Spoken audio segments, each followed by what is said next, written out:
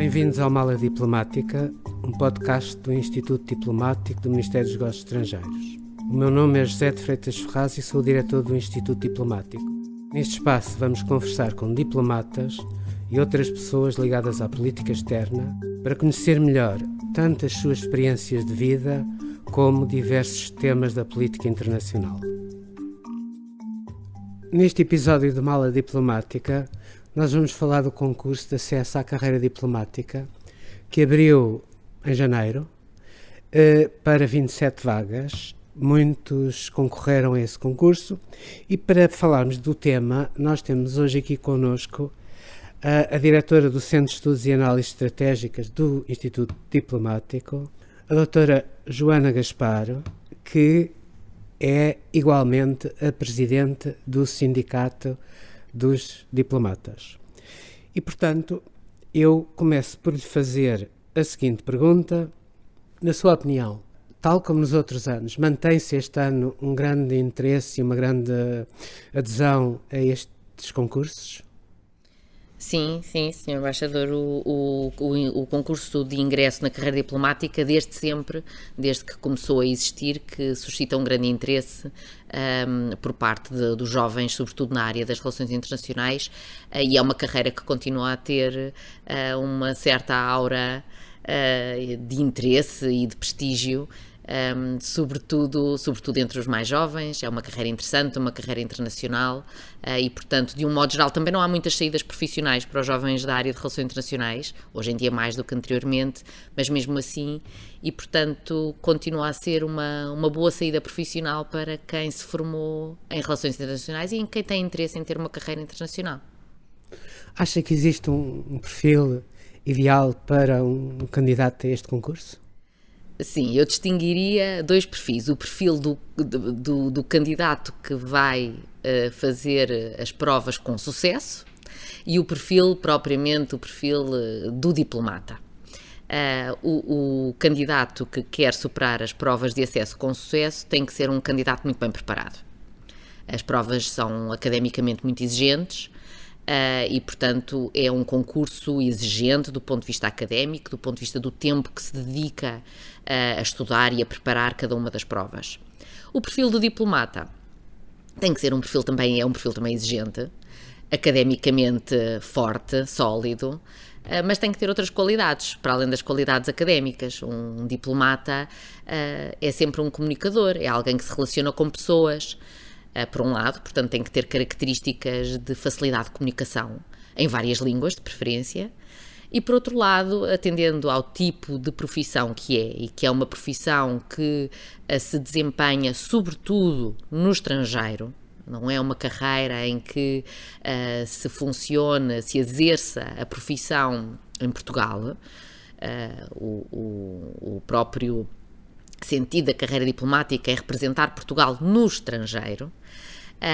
É uma carreira que exige uma grande capacidade de adaptação e também polivalência. Capacidade de adaptação porquê? Porque os diplomatas mudam normalmente de país de 3 em 3 anos, 4 em 4 anos. E podem mudar de um país europeu para um país africano, de um país asiático para um país da América do Sul. Isso requer uma adaptação a todos os níveis, não só do estilo de vida, dos interesses, do modo de exercer a diplomacia e do modo de comunicar, que varia muito, e também das equipas com quem se trabalha.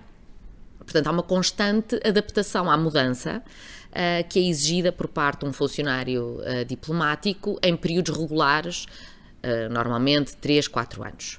Por outro lado, há também a polivalência. Portugal tem uma carreira diplomática de excelência, mas é também bastante reduzida para as aspirações de política externa que o país tem. Isso significa que muitas das nossas embaixadas têm muito poucos funcionários, nomeadamente funcionários diplomáticos. Isso significa que, e é uma das partes divertidas da carreira, que um funcionário diplomático, quando está colocado no exterior, pode, num mesmo dia, ter que exercer uma quantidade de funções totalmente diferentes. Portanto, um diplomata numa embaixada relativamente pequena pode começar o dia a ler a imprensa, seguir para uma reunião de coordenação da União Europeia, ter um almoço com pessoas relevantes da área económica, suponhamos, e que possam ter interesse em produtos portugueses, ir durante a tarde fazer o relatório das reuniões que teve durante a manhã e ao fim da tarde ainda se encontrar com a comunidade portuguesa. Portanto, são uma quantidade de diferentes funções que tem que desempenhar. Eu, na minha perspectiva, acho que isso é o mais interessante da carreira diplomática, mas é também um desafio e que exige um perfil específico da parte dos candidatos. Portanto, uma pessoa que queira, que se veja a ser diplomata, tem que estar preparada para isto, para a adaptabilidade, a polivalência, tem que estar preparada para mudar muitas vezes e tem que estar preparada para fazer um investimento para a vida. Porque não é uma profissão. Ser diplomata não é uma profissão, é uma carreira e é uma vida que envolve-nos a nós próprios, diplomatas, mas envolve também aqueles que partilham a vida connosco, nomeadamente as nossas famílias. E, portanto, é tudo isso que eu penso que um candidato devia ter. Muito bem. No fundo, é uma carreira que é a antítese da rotina. Mas eu queria voltar um bocadinho ao concurso, que é um concurso longo, que é um concurso difícil, que é um concurso exigente, e queria que me falasse um pouco sobre as provas de acesso à carreira diplomática. Então, em primeiro lugar, para enquadrar, os concursos de acesso à carreira diplomática são extremamente exigentes. Qualquer cidadão português detentor de uma licenciatura pode concorrer. São os únicos 2 requisitos. As provas são sucessivas e eliminatórias, são sucessivamente eliminatórias e totalmente anónimas. E esta forma de organizar o concurso de uma maneira completamente anónima e muito objetiva do ponto de vista da sua avaliação serviu também para contrariar aquelas tendências e aqueles mitos que existem de que só entra na carreira diplomática quem for já de uma família de diplomatas, coisas que aconteciam se calhar no século XIX, mas que pelo menos desde o 25 de Abril já não acontecem, e é preciso que quem assiste e quem participa nestas provas saiba que as provas são totalmente anónimas até à fase da entrevista, em que naturalmente temos que conhecer o candidato. E queria também dizer que o regulamento destas provas pode ser consultado no portal diplomático e onde estão também exemplos das várias provas que foram feitas em concursos anteriores. É muito útil praticar, consultar o site e praticar sobretudo a prova de português. E vou dizer porquê. Portanto, a primeira prova, aquela que elimina 60% dos candidatos, é a prova de português. A prova de português é a mais exigente e faz sentido que seja a mais exigente. É uma prova com um nível muito difícil, efetivamente. E que permite avaliar se o candidato domina completamente a língua portuguesa. Ora, se a principal função do diplomata é comunicar, faz sentido que a ferramenta de comunicação, que é a língua portuguesa, seja a primeira prova e seja a prova mais exigente. E, portanto, eu aconselho todos os candidatos a estudarem, a treinarem a fazer resumos. Não é tão evidente quando se pensa, um resumo é fácil de fazer. Não é. Um resumo que, depois de se ler um texto complexo, se consiga resumir em poucas palavras o essencial da mensagem desse texto, é mais complexo do que aquilo que se possa imaginar e, portanto, aconselho a que treinem. Vêm a seguir as provas de línguas, inglês e francês. A prova de inglês é uma prova, lá está, eliminatória, é uma prova também com um nível, como agora se fala dos níveis, é um nível B1, se não me engano, entre o B1 e o C1, mas convém ter boa nota na prova de inglês e preparar-se. Depois a prova de francês só é corrigida, não é eliminatória, só é corrigida àqueles candidatos que depois tiverem passado a prova de conhecimentos, não é? Portanto, é uma prova que conta para a média, a nota, mas não é uma prova eliminatória como a prova de inglês. Depois vem a prova de conhecimentos. A prova de conhecimentos está dividida em 3 grupos. O grupo 1 são perguntas sobre os temas de relações internacionais, história e história diplomática portuguesa.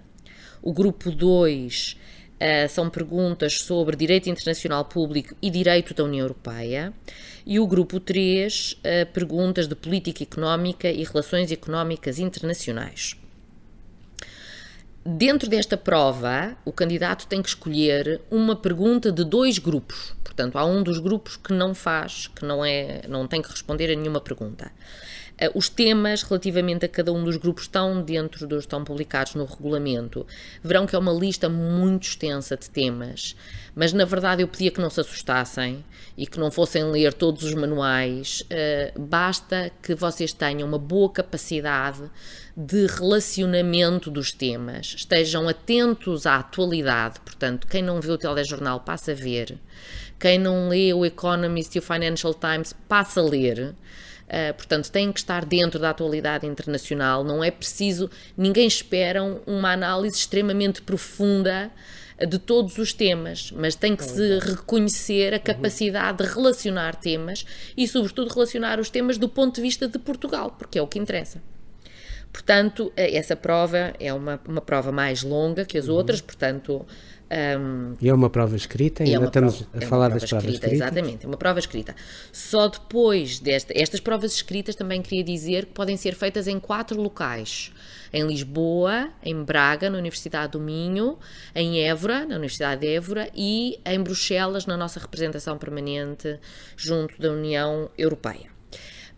Passadas estas provas todas e o candidato tendo aprovamento nestas provas, passa à prova oral de conhecimentos. Portanto, desloca-se aqui a Lisboa ao Ministério, onde há um júri composto, que também está publicado em Diário da República, podem consultar, e terá de responder a uma pergunta sorteada dentro do grupo de perguntas a que não respondeu na prova escrita. E, portanto, aí faz uma apresentação, tem um tempo para se preparar antes e depois faz uma apresentação de cerca de 20 minutos com um argumentário por parte do júri a seguir. Passada esta prova, vem então a última e aquela que tem o maior fator de ponderação, que é a entrevista. E é nessa entrevista que se tenta perceber se o candidato tem aquelas qualidades que eu falava há pouco para ser um diplomata. E, portanto, se tem qualidades de comunicação, se tem qualidades de bom senso, são colocadas questões de ordem vária, tanto da motivação. Eu costumo dizer, quando falam da motivação, por favor, não digam que é que querem viajar. Porque para viajar podem ir para outras profissões. Portanto, a motivação principal de um diplomata não é para já estar a dar dicas, mas tem que ser o sentido de dever público e o sentido de servir Portugal. E, portanto, é isso que se tenta aferir na entrevista profissional e assim terminam as provas.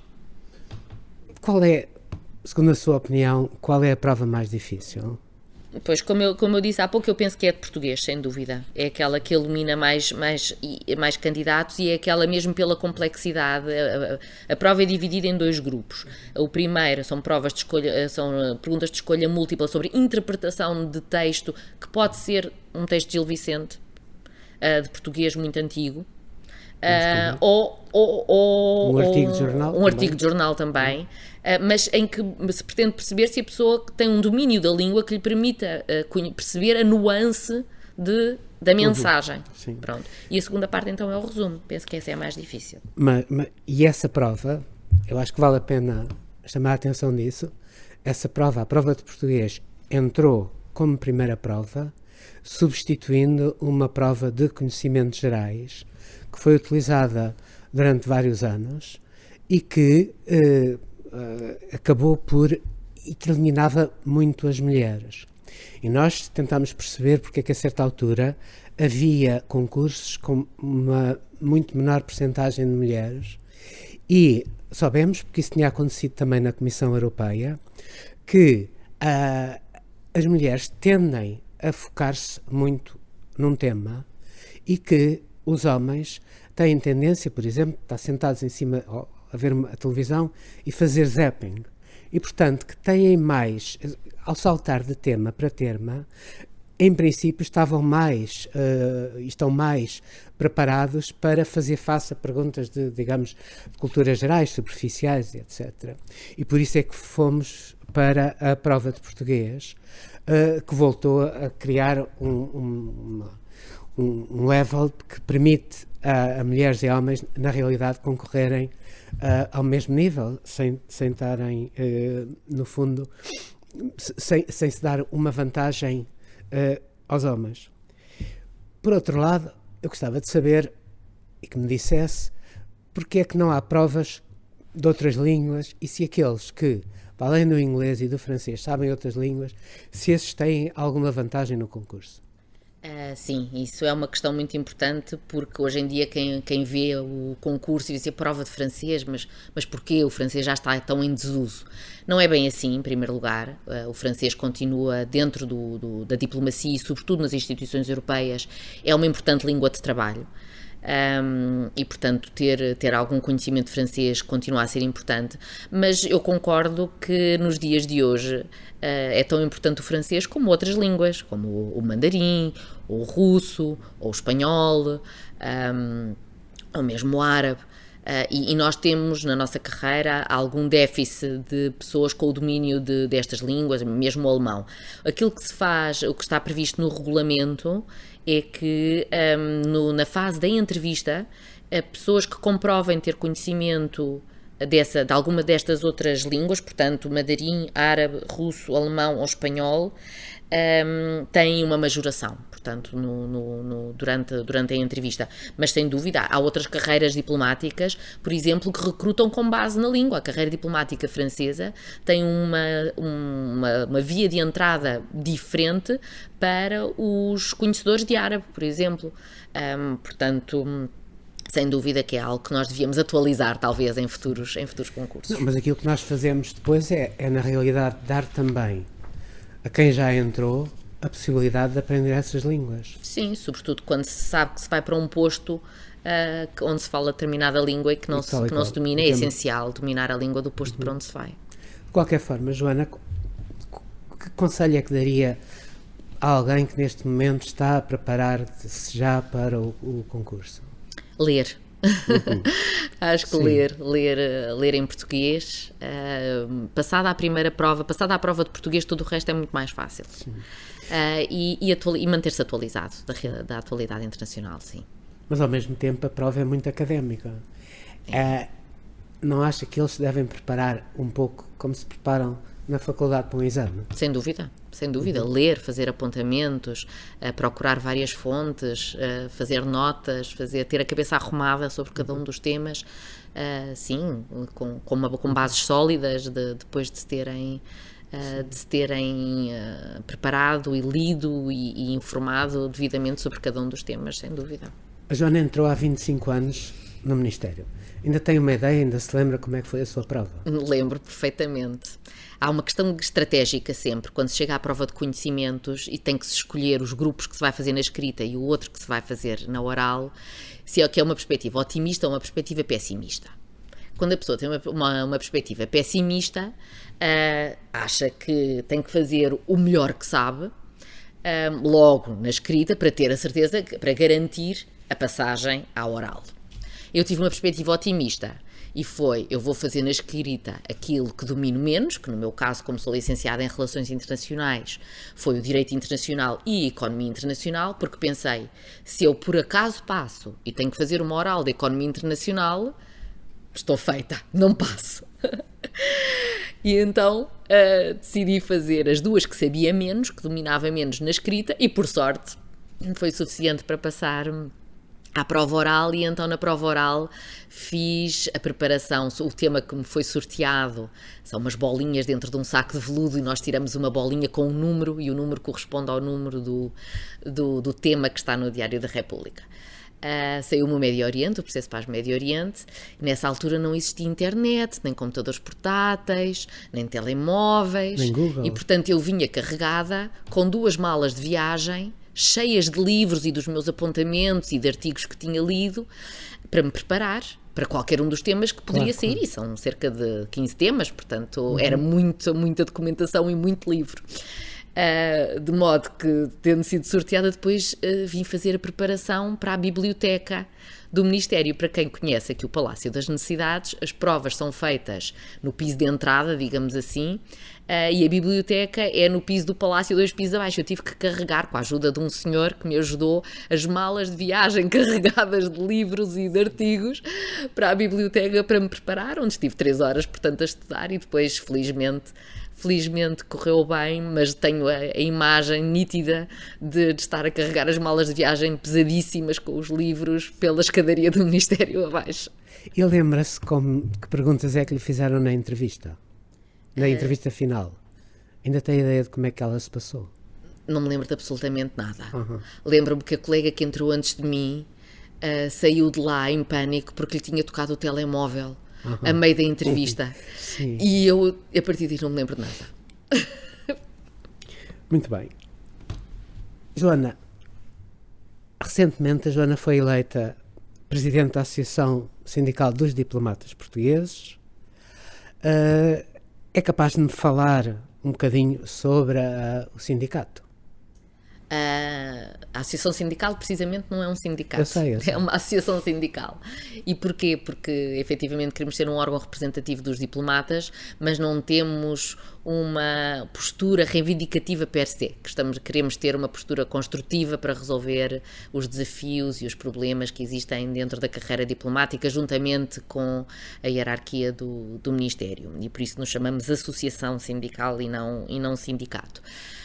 Como todas as carreiras, não é? Gostávamos de ter melhores condições do que aquilo que temos, é normal. A nossa particularmente, porque os instrumentos que regulam a carreira diplomática, em particular o Estatuto da Carreira Diplomática, data de 1998 e, portanto, já está um bocadinho datada, tem resistido muito bem ao tempo e tem-nos permitido gerir a carreira, mas já não contempla determinadas realidades. E vou dar um exemplo muito nítido, que é, por exemplo, a existência do Serviço Europeu de Ação Externa e de diplomatas portugueses que exercem funções no Serviço Europeu da Ação Externa, como se pretende. Claro. Isso não vem contemplado no Estatuto da Carreira Diplomática, é algo que é preciso de atualizar. Outra coisa que não tem sido atualizada são os abonos. Portanto, um diplomata, quando vai para posto, só para explicar um bocadinho, tem direito a 2 abonos. Um abono de habitação, que lhe permite pagar a renda de uma casa onde vai viver no país para onde vai trabalhar. E manter a casa em Portugal. E, por outro lado, um abono de representação, que lhe permite fazer face à diferença de nível de vida em relação a Portugal. E esses abonos não são atualizados desde 2003. Ora, os níveis de vida estão constantemente a mudar, os níveis de renda, certamente, os valores das rendas já mudaram. Se mudaram em Lisboa, mudaram no resto do mundo todo desde 2003. Sim. E, portanto, era preciso fazer uma atualização, e uma atualização também que contemplasse as diferenças entre diplomatas que vão para posto com as famílias e diplomatas que não vão, não é? Portanto, é totalmente diferente ter que alugar uma casa para um diplomata que tem 5 filhos ou um diplomata que não tem filhos. Portanto, são despesas diferentes e neste momento não existe uma diferenciação. Portanto, claro que temos esse tipo de reivindicações de atualização que são as normais na carreira diplomática. E por outro lado, a carreira diplomática também tem impacto sobre, no fundo, a profissão do cônjuge. Um grande impacto, porque se o cônjuge decide acompanhar o diplomata, e é preciso que se diga que aquela ideia de que o cônjuge vai tomar chá com as outras embaixatrizes ou os outros cônjuges está muito longe da realidade. Um diplomata, quando vai para posto com o cônjuge e com os filhos, são verdadeiramente uma equipa ao serviço de Portugal. E, portanto, neste momento já não se pode falar só das embaixatrizes, mas tem que se arranjar um nome para os cônjuges das embaixadoras. Eu proponho sempre embaixatruz, mas não sei se colhe. Mas é preciso perceber que as famílias têm um papel essencial no estabelecimento dessa rede de contactos, que é a rede de contactos essencial para um diplomata trabalhar quando vai para posto. E, portanto, esse trabalho de equipa não é reconhecido. Um cônjuge que acompanha um diplomata tem necessariamente que abandonar a sua profissão. Quer dizer, hoje em dia, com o teletrabalho, talvez haja casos pontuais em que isso não seja necessário, mas também para poder dar o apoio que deve dar a essa equipa Portugal, muitas vezes não tem tempo para acumular as duas coisas. E isso não é reconhecido de todo, e é uma pena que isso não seja reconhecido e que seja visto como um fait divers daquilo que está à volta do diplomata. Tem um grande efeito. Portanto, a nossa carreira é uma carreira que nos afeta a nós, mas afeta a nossa família, filhos e cônjuges, e isso devia ser reconhecido. E levado em conta. Joana, para terminar, se voltasse 25 anos para trás, voltaria a concorrer ao Ministério dos Negócios Estrangeiros? Sem dúvida nenhuma. Adoro a minha profissão. É uma honra ser diplomata portuguesa. Muito obrigado. Obrigada. Obrigado por ter ouvido este episódio da Mala Diplomática, um podcast do Instituto Diplomático do Ministério dos Negócios Estrangeiros. Siga-nos no Spotify, no YouTube do Ministério e no portal do Instituto Diplomático.